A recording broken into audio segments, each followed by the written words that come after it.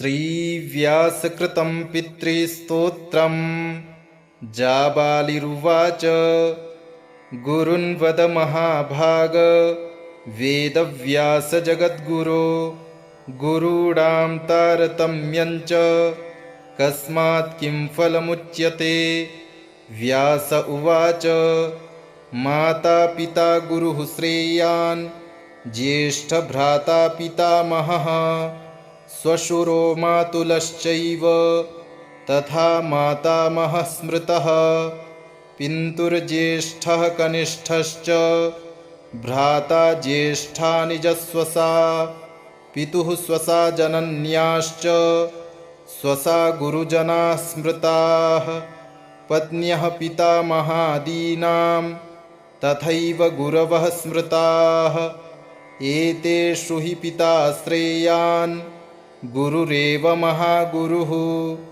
पिता धर्मः पिता स्वर्गः पिता हि परमं तपः पितरि प्रीतिमापन्ने प्रीयन्ते सर्वदेवताः पिता यस्य क्वचिद्दुष्टो न तस्य कस्यचित् गतिः जपोदानं तपो होमः स्नानं तीर्थक्रियाविधिः वृथैव तस्य सर्वाणि कर्माण्यन्यानि कानिचित् करोति सर्वदेवेशं पितरं चानुतप्य यः अनुतापः पितुस्तीव्रं विषं दहति यं सुतं जपादिविफलं तत्र दग्धच्छित्युक्तबीजवत् पित्रर्थे पुण्यकर्माणि कुर्यात् सर्वाणि सत्सुतः तेनाननुमतोऽप्येवं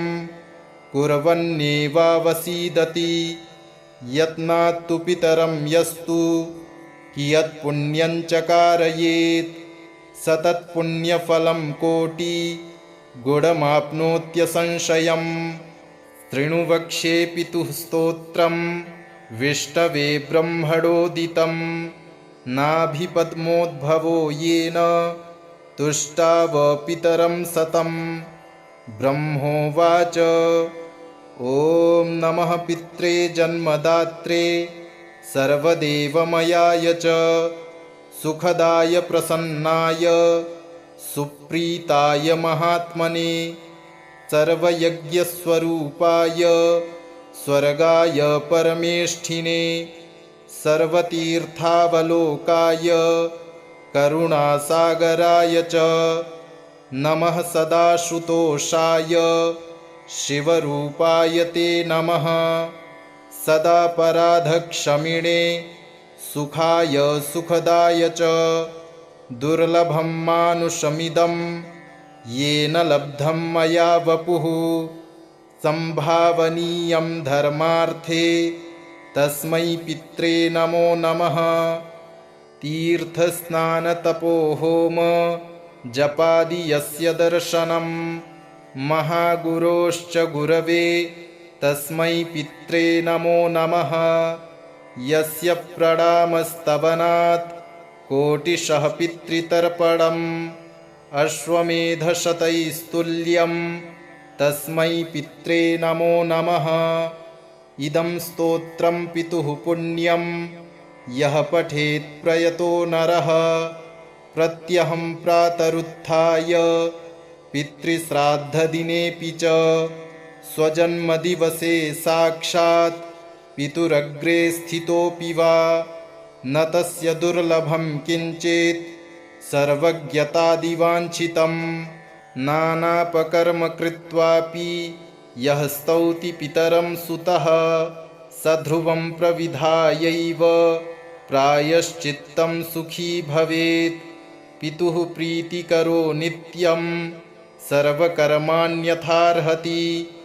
श्रीमङ्गलकवचम् अङ्गारकः शिरो रक्षेन् मुखं वैधरणीसुतः कर्णौ रक्ताम्बरः पातु नेत्रे मे रक्तलोचनः नासिकां मे शक्तिधरः कंठं मे पातु भौमकः भुजौ तु रक्तमाली च हस्तौ शूलधरस्तथा चतुर्भुजो मे हृदयं कुक्षिं रोगापहारकः कटिं मे भूमिजः पातु ऊरू पातु गदाधरः जानुजङ्घे कुजः पातु पादौ भौमः सदा मम सर्वाणि यानि चाङ्गानि रक्षेन्मे मेषवाहनः य इदं कवचं दिव्यं सर्वशत्रुविनाशनं भूतप्रेतपिशाचानां नाशनं सर्वसिद्धिदं सर्वरोगहरं चैव सर्वसम्पत्प्रदं शुभं भुक्तिमुक्तिप्रदं नृणां सर्वसौभाग्यवर्धनम् ऋणबन्धनमुक्तिर्वै सत्यमेव न संशयः स्तोत्रपाठस्तु कर्तव्यो देवस्याग्रे समाहितः रक्तगन्धाक्षतैः पुष्पैर्धूपदीपगुडोदनैः मङ्गलं पूजयित्वा तु मङ्गले हनि सर्वदा ब्राह्मणान् भोजयेत्पश्चात् चतुरो द्वादशाथवा अनेन विधिना यस्तु कृत्वा व्रतमनुत्तमं व्रतं तदेवं कुर्वीत सप्तवारेषु वा यदि तेषां शस्त्राण्युत्पलानि वह्निः स्याच्चन्द्रशीतलः न चैनं व्यथयन्त्यस्मान् मृगपक्षिगजादयः महान्धतमसे प्राप्रे मार्तण्डस्योदयादिव विलयं यान्ति पापानि शतजन्मार्जितानि वै। श्रीकुलदेवी स्तोत्रम्। ॐ नमस्ते कुलदेवी कुलाराध्या कुलेश्वरी कुलसंरक्षणी माता कौलिकज्ञानप्रकाशिनी वन्दे श्रीकुलपूज्या कुलाम्बा कुलरक्षिणी वेदमाता जगन्माता लोकमाता हितैषिणी आदिशक्तिसमुद्भूता त्वया हि सम्पूर्णजगत् विश्ववन्द्यां महाघोरां त्राहि मां शरणागतं त्रैलोक्यहृदयं शोभे देवी त्वं परमेश्वरी भक्तानुग्रहकारिणी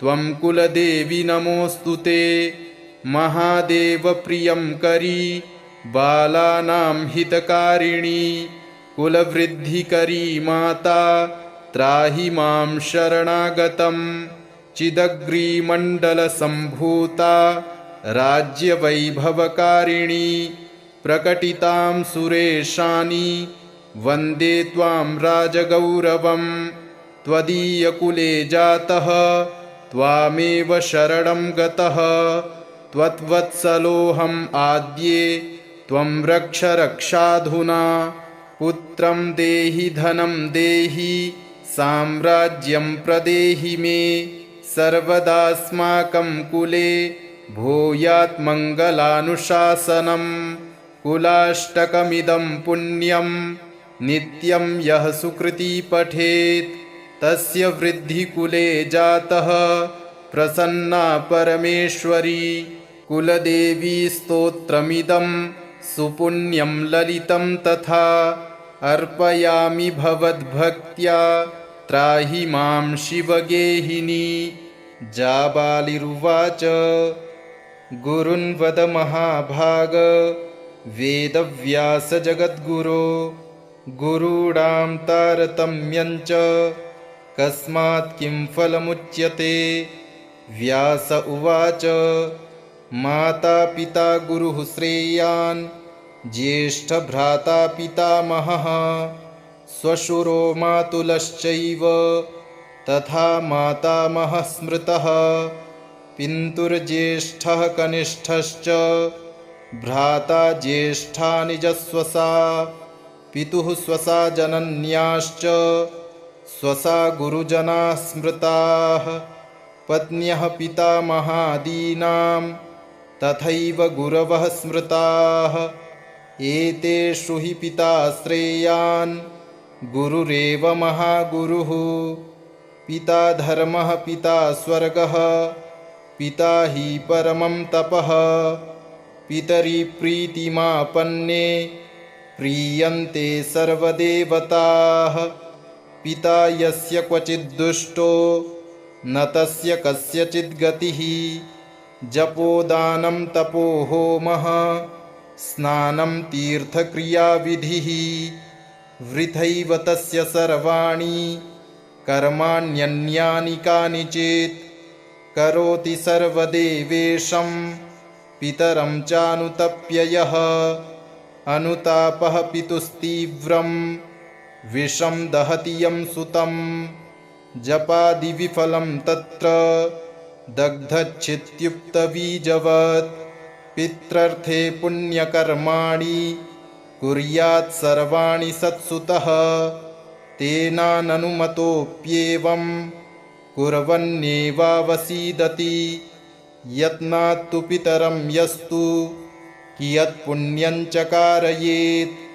स तत्पुण्यफलं कोटिगुणमाप्नोत्यसंशयम्। शृणु वक्ष्ये पितुः स्तोत्रं, विष्णवे ब्रह्मणोदितं। नाभिपद्मोद्भवो येन, तुष्टाव पितरं सतं। ब्रह्मोवाच ॐ नमः पित्रे जन्मदात्रे, सर्वदेवमयाय च। सुखदाय प्रसन्नाय, सुप्रीताय महात्मने। सर्वयज्ञस्वरूपाय, स्वर्गाय परमेष्ठिने। सर्वतीर्थावलोकाय, करुणासागराय च। नमः सदाशुतोषाय, शिवरूपाय ते नमः।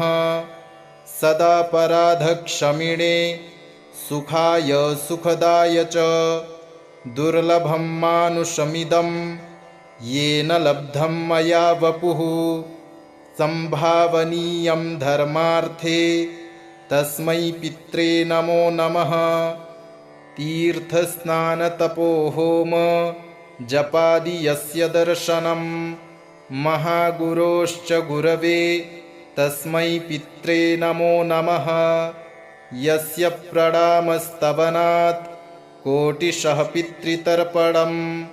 अश्वमेधशतैस्तुल्यं, तस्मै पित्रे नमो नमः। इदं स्तोत्रं पितुः पुण्यं, यः पठेत् प्रयतो नरः। प्रत्यहं प्रातरुत्थाय, पितृश्राद्धदिनेऽपि च। स्वजन्मदिवसे साक्षात्, पितुरग्रे स्थितोऽपि वा। न तस्य दुर्लभं किञ्चित्, सर्वज्ञतादिवाञ्छितं। नानापकर्म कृत्वापि, यः स्तौति पितरं सुतः।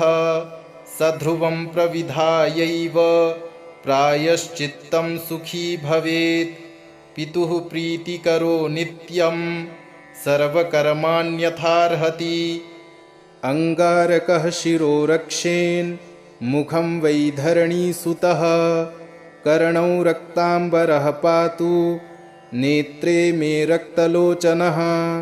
नासिकां मे शक्तिधरः, कण्ठं मे पातु भौमकः। भुजौ तु रक्तमाली च, हस्तौ शूलधरस्तथा। चतुर्भुजो मे हृदयं, कुक्षिं रोगापहारकः। कटिं मे भूमिजः पातु, ऊरू पातु गदाधरः। जानुजङ्घे कुजः पातु, पादौ भौमः सदा मम। सर्वाणि यानि चाङ्गानि, रक्षेन्मे मेषवाहनः। य इदं कवचं दिव्यं, सर्वशत्रुविनाशनं। भूतप्रेतपिशाचानां, नाशनं सर्वसिद्धिदं। सर्वरोगहरं चैव, सर्वसम्पत्प्रदं शुभं। भुक्तिमुक्तिप्रदं नृणां, सर्वसौभाग्यवर्धनं। ऋणबन्धनमुक्तिर्वै, सत्यमेव न संशयः।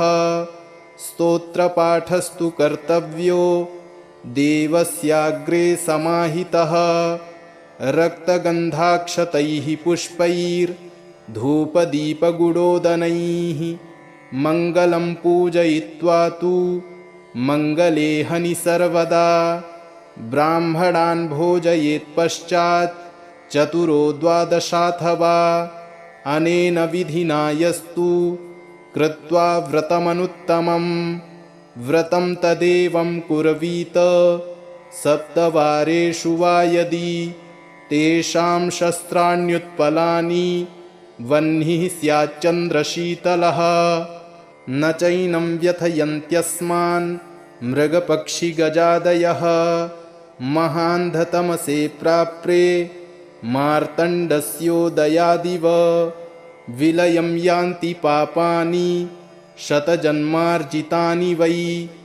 ॐ नमस्ते कुलदेवी कुलाराध्या कुलेश्वरी कुलसंरक्षणी माता कौलिकज्ञानप्रकाशिनी वन्दे श्रीकुलपूज्या कुलाम्बा कुलरक्षिणी वेदमाता जगन्माता लोकमाता हितैषिणी आदिशक्तिसमुद्भूता त्वया हि सम्पूर्णजगत् विश्ववन्द्यां महाघोरां त्राहि मां शरणागतं त्रैलोक्यहृदयं शोभे देवी त्वं परमेश्वरी भक्तानुग्रहकारिणी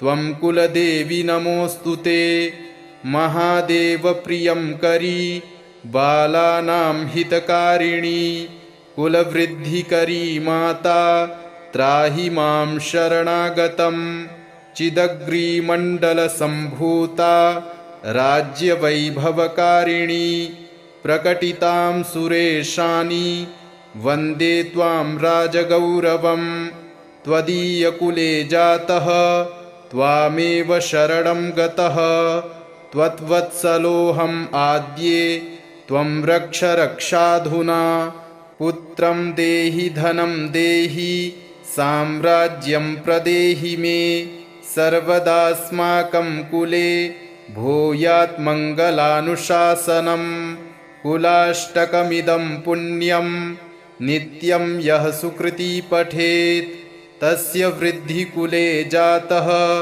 प्रसन्ना परमेश्वरी कुलदेवी स्तोत्रमिदं सुपुण्यं ललितं तथा अर्पयामि भवद्भक्त्या त्राहि मां शिवगेहिनी। जाबालिरुवाच गुरुन् वद महाभाग वेदव्यास जगद्गुरो गुरूणां तारतम्यञ्च कस्मात् किं फलमुच्यते।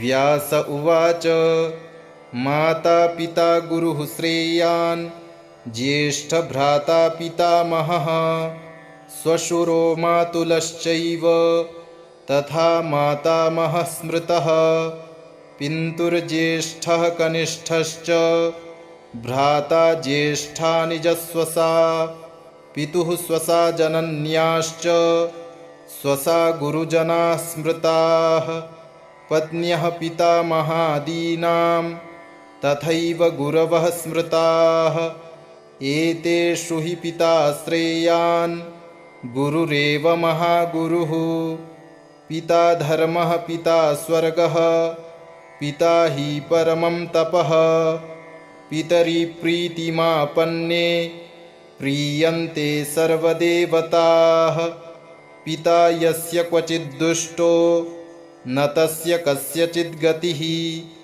जपोदानं तपो होमः स्नानं तीर्थक्रियाविधिः वृथैव तस्य सर्वाणि कर्माण्यन्यानि कानिचित् करोति सर्वदेवेशं पितरं चानुतप्य यः अनुतापः पितुस्तीव्रं विषं दहति यं सुतं जपादिविफलं तत्र दग्धच्छित्युक्तबीजवत् पित्रर्थे पुण्यकर्माणि कुर्यात् सर्वाणि सत्सुतः तेनाननुमतोऽप्येवं कुर्वन्नेवावसीदति।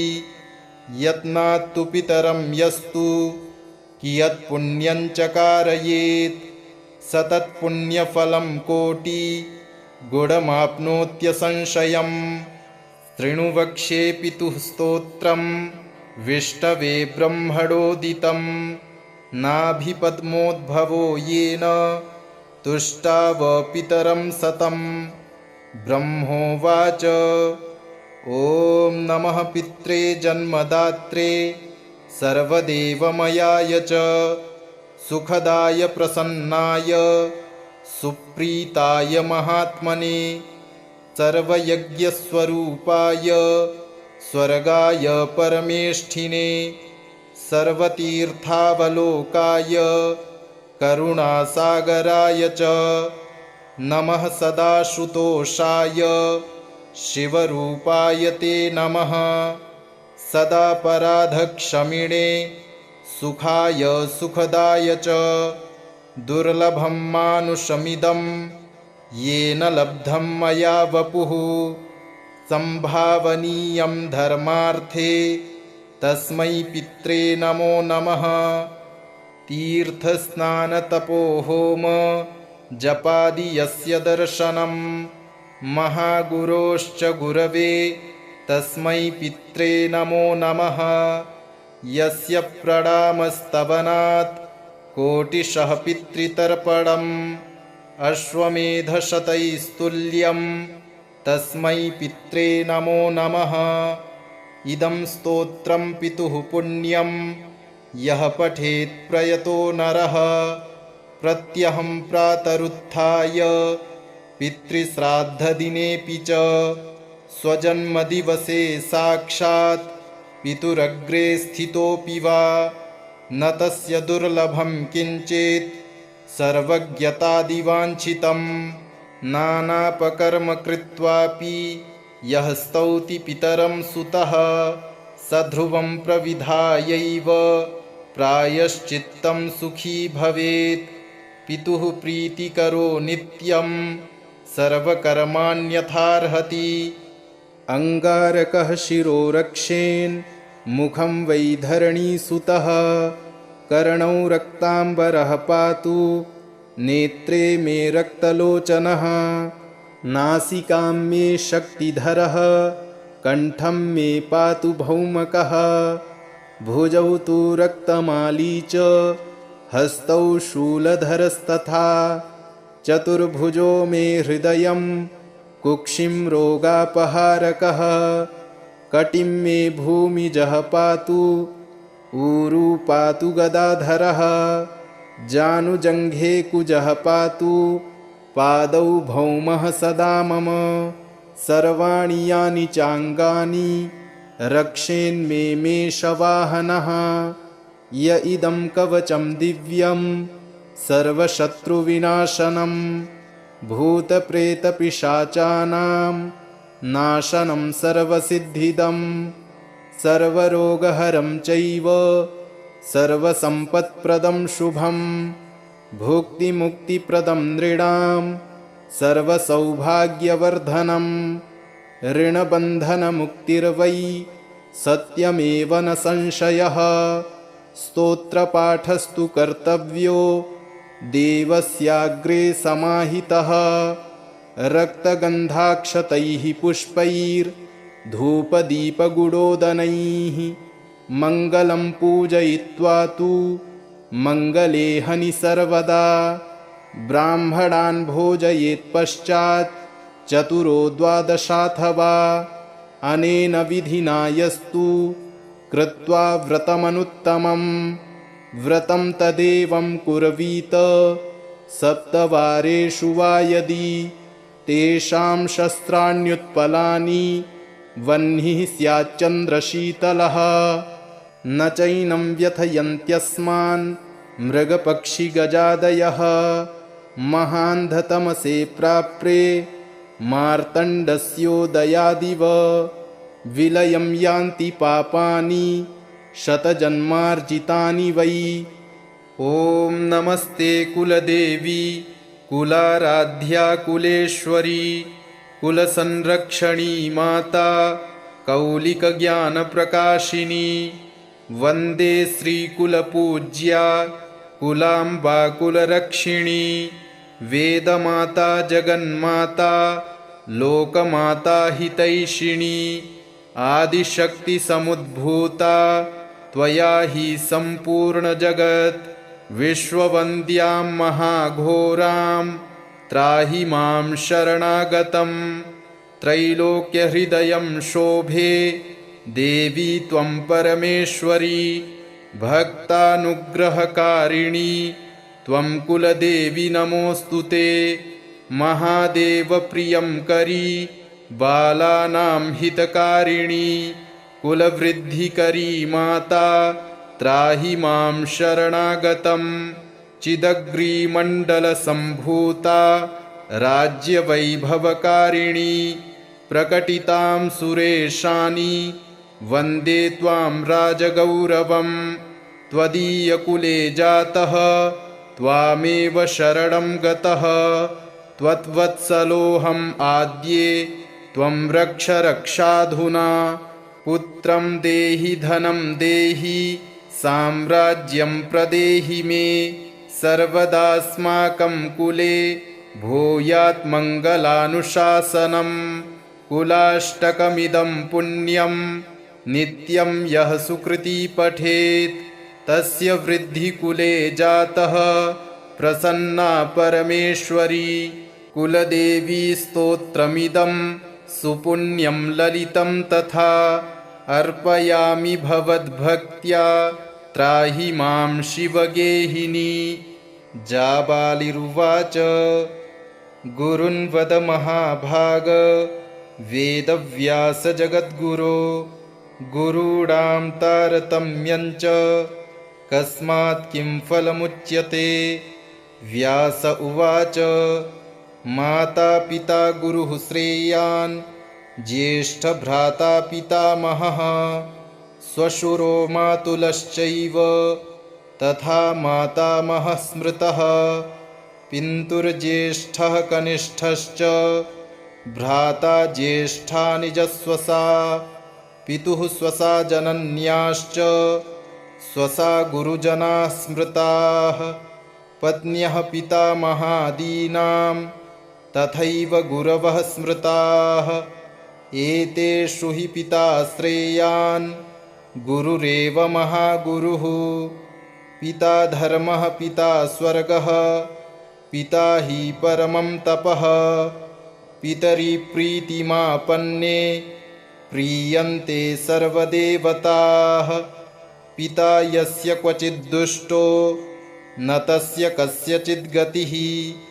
जपोदानं तपो होमः स्नानं तीर्थक्रियाविधिः वृथैव तस्य सर्वाणि कर्माण्यन्यानि कानिचित् करोति सर्वदेवेशं पितरं चानुतप्य यः अनुतापः पितुस्तीव्रं विषं दहति यं सुतं जपादिविफलं तत्र दग्धच्छित्युक्तबीजवत् पित्रर्थे पुण्यकर्माणि कुर्यात् सर्वाणि सत्सुतः तेनाननुमतोऽप्येवं कुर्वन्नेवावसीदति यत्नात्तु पितरं यस्तु कियत्पुण्यं च कारयेत् स तत्पुण्यफलं कोटि गुणमाप्नोत्यसंशयम् शृणु वक्ष्ये पितुः स्तोत्रं विष्टवे ब्रह्मणोदितं नाभिपद्मोद्भवो येन तुष्टाव पितरं सतं। ब्रह्मोवाच ॐ नमः पित्रे जन्मदात्रे सर्वदेवमयाय च सुखदाय प्रसन्नाय सुप्रीताय महात्मने सर्वयज्ञस्वरूपाय स्वर्गाय परमेष्ठिने सर्वतीर्थावलोकाय करुणासागराय च नमः सदाशुतोषाय शिवरूपाय ते नमः सदापराधक्षमिणे सुखाय सुखदाय च दुर्लभं मानुषमिदं येन लब्धं मया वपुः संभावनीयं धर्मार्थे तस्मै पित्रे नमो नमः। तीर्थस्नानतपोहोम जपादि यस्य दर्शनं महागुरोश्च गुरवे तस्मै पित्रे नमो नमः। यस्य प्रणामस्तवनात् कोटिशः पितृतर्पणम् अश्वमेधशतैस्तुल्यं तस्मै पित्रे नमो नमः। इदं स्तोत्रं पितुः पुण्यं यः पठेत् प्रयतो नरः प्रत्यहं प्रातरुत्थाय पितृश्राद्धदिनेऽपि च स्वजन्मदिवसे साक्षात् पितुरग्रे स्थितोऽपि वा न तस्य दुर्लभं किञ्चित् सर्वज्ञतादिवाञ्छितं नानापकर्म कृत्वापि यः स्तौति पितरं सुतः स ध्रुवं प्रविधायैव प्रायश्चित्तं सुखी भवेत्। पितुः प्रीतिकरो नित्यं सर्वकर्माण्यथार्हति।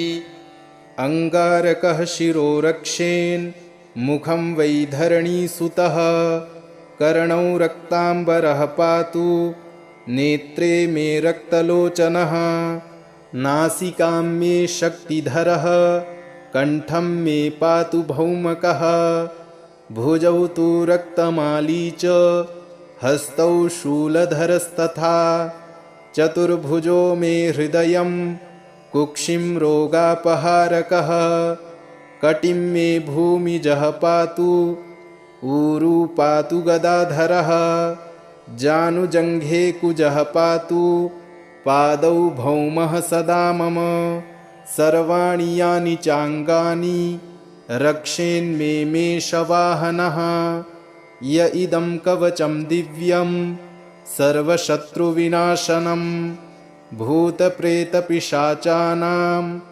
नाशनं सर्वसिद्धिदं सर्वरोगहरं चैव सर्वसम्पत्प्रदं शुभं भुक्तिमुक्तिप्रदं नृणां सर्वसौभाग्यवर्धनं ऋणबन्धनमुक्तिर्वै सत्यमेव न संशयः। स्तोत्रपाठस्तु कर्तव्यो देवस्याग्रे समाहितः रक्तगन्धाक्षतैः पुष्पैर्धूपदीपगुडोदनैः मङ्गलं पूजयित्वा तु मङ्गले हनि सर्वदा ब्राह्मणान् भोजयेत्पश्चात् चतुरो द्वादशाथवा अनेन विधिना यस्तु कृत्वा व्रतमनुत्तमं व्रतं तदेवं कुर्वीत सप्तवारेषु वा यदि तेषां शस्त्राण्युत्पलानि वह्निः स्याच्चन्द्रशीतलः न चैनं व्यथयन्त्यस्मान् मृगपक्षिगजादयः महान्धतमसे प्राप्रे मार्तण्डस्योदयादिव विलयं यान्ति पापानि शतजन्मार्जितानि वै। ॐ नमस्ते कुलदेवी कुलाराध्या कुलेश्वरी कुलसंरक्षणी माता कौलिकज्ञानप्रकाशिनी वन्दे श्रीकुलपूज्या कुलाम्बा कुलरक्षिणी वेदमाता जगन्माता लोकमाता हितैषिणी आदिशक्तिसमुद्भूता त्वया हि सम्पूर्णजगत् विश्ववन्द्यां महाघोरां त्राहि मां शरणागतं त्रैलोक्यहृदयं शोभे देवी त्वं परमेश्वरी भक्तानुग्रहकारिणी त्वं कुलदेवी नमोऽस्तु ते महादेवप्रियं करी बालानां हितकारिणी कुलवृद्धिकरी माता त्राहि मां शरणागतं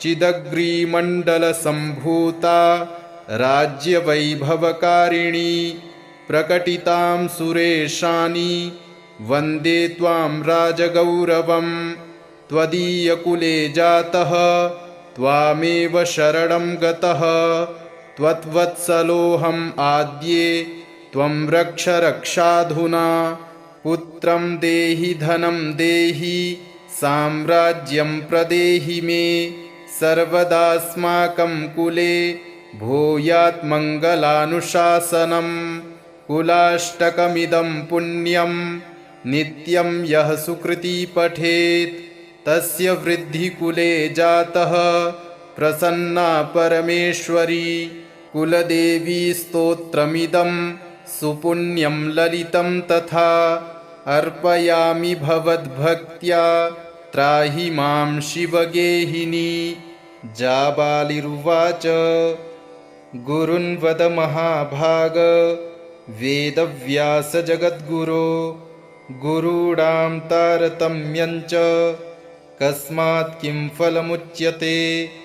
व्यास उवाच माता पिता गुरुः श्रेयान् ज्येष्ठभ्राता पितामहः श्वशुरो मातुलश्चैव तथा मातामहः स्मृतः पितुर्ज्येष्ठः कनिष्ठश्च भ्राता ज्येष्ठा निजस्वसा पितुः स्वसा जनन्याश्च स्वसा गुरुजनाः स्मृताः पत्न्यः पितामहादीनां तथैव गुरवः स्मृताः एतेषु हि पिता श्रेयान् गुरुरेव महागुरुः पिता धर्मः पिता स्वर्गः पिता हि परमं तपः पितरि प्रीतिमापन्ने प्रीयन्ते सर्वदेवताः पिता यस्य क्वचिद्दुष्टो न तस्य कस्यचिद् गतिः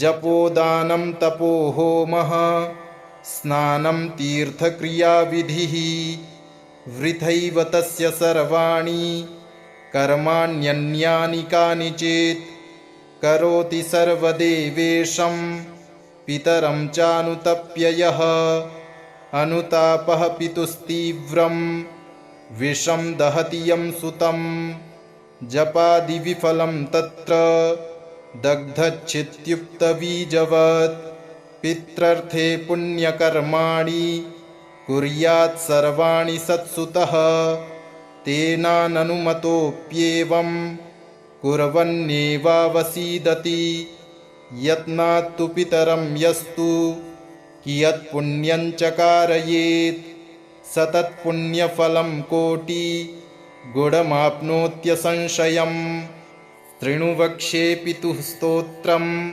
विष्टवे ब्रह्मणोदितं नाभिपद्मोद्भवो येन तुष्टाव पितरं सतं।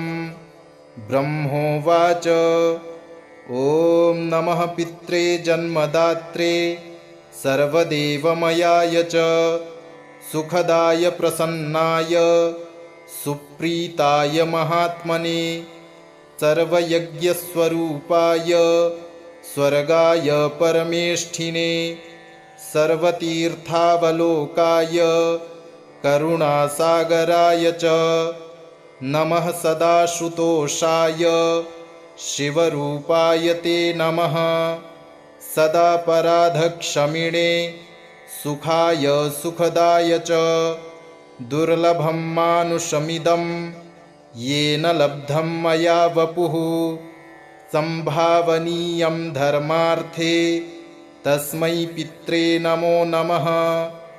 तीर्थस्नानतपोहोम जपादि यस्य दर्शनं महागुरोश्च गुरवे तस्मै पित्रे नमो नमः। यस्य प्रणामस्तवनात् कोटिशः पितृतर्पणम् अश्वमेधशतैस्तुल्यं तस्मै पित्रे नमो नमः।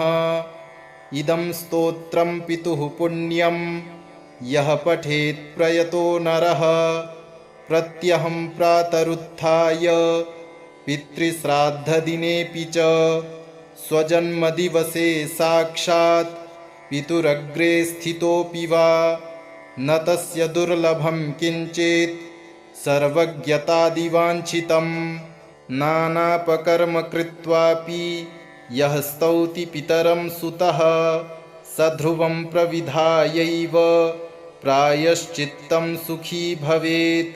पितुः प्रीतिकरो नित्यं सर्वकर्माण्यथार्हति।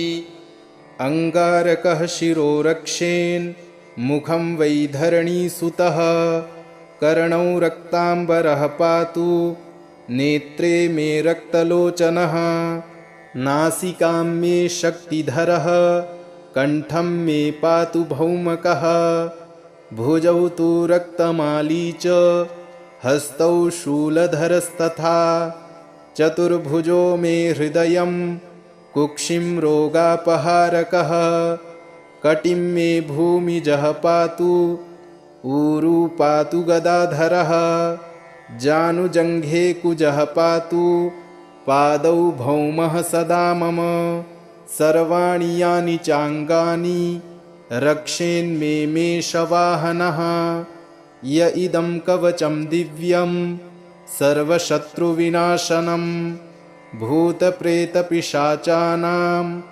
नाशनं सर्वसिद्धिदं सर्वरोगहरं चैव सर्वसम्पत्प्रदं शुभं भुक्तिमुक्तिप्रदं नृणां सर्वसौभाग्यवर्धनम् ऋणबन्धनमुक्तिर्वै सत्यमेव न संशयः स्तोत्रपाठस्तु कर्तव्यो देवस्याग्रे समाहितः रक्तगन्धाक्षतैः पुष्पैर्धूपदीपगुडोदनैः मङ्गलं पूजयित्वा तु मङ्गले हनि सर्वदा ब्राह्मणान् भोजयेत्पश्चात् चतुरो द्वादशाथवा अनेन विधिना यस्तु कृत्वा व्रतमनुत्तमं व्रतं तदेवं कुर्वीत सप्तवारेषु वा यदि तेषां शस्त्राण्युत्पलानि वह्निः स्याच्चन्द्रशीतलः न चैनं व्यथयन्त्यस्मान् मृगपक्षिगजादयः महान्धतमसे प्राप्रे मार्तण्डस्योदयादिव विलयं यान्ति पापानि शतजन्मार्जितानि वै। ॐ नमस्ते कुलदेवी कुलाराध्या कुलेश्वरी कुलसंरक्षणी माता कौलिकज्ञानप्रकाशिनी वन्दे श्रीकुलपूज्या कुलाम्बा कुलरक्षिणी वेदमाता जगन्माता लोकमाता हितैषिणी आदिशक्तिसमुद्भूता त्वया हि सम्पूर्णजगत् विश्ववन्द्यां महाघोरां त्राहि मां शरणागतं त्रैलोक्यहृदयं शोभे देवी त्वं परमेश्वरी भक्तानुग्रहकारिणी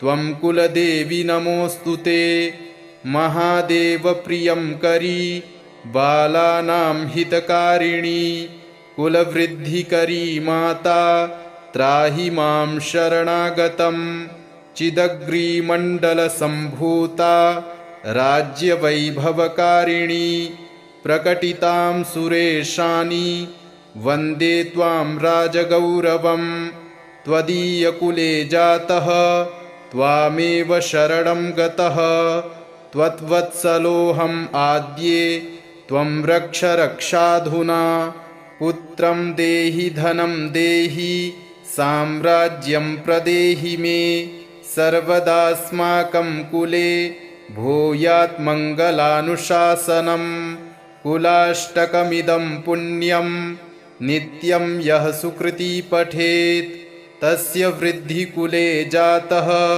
प्रसन्ना परमेश्वरी कुलदेवी स्तोत्रमिदं सुपुण्यं ललितं तथा अर्पयामि भवद्भक्त्या त्राहि मां शिवगेहिनी इति श्रीकुलदेवी स्तोत्रं सम्पूर्णम्।